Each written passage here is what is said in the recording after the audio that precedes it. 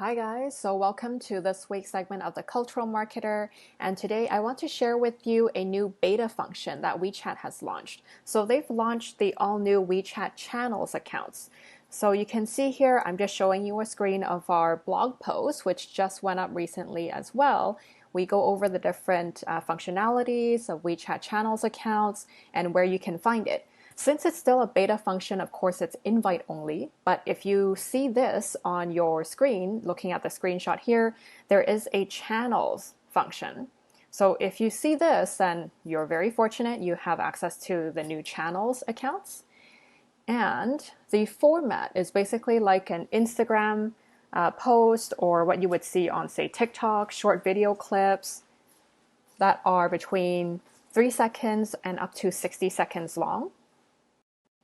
And then here, this is a sample profile page of what a business that is registered for a WeChat channels account would look like. So all your videos would be shown here. And then you also have a profile description here as well, and then your headline and your profile photo. So it's a pretty professional looking business account if you have access to it.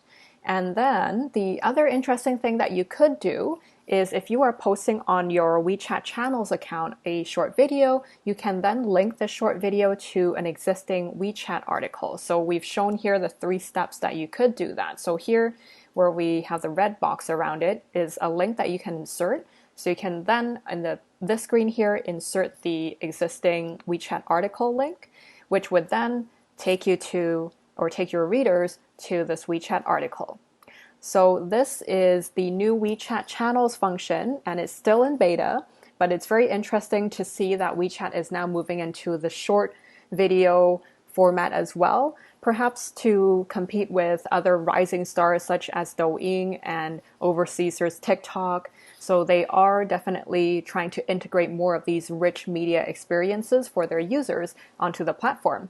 So hopefully we've taught you something new with this new function today, and stay tuned for our next segment.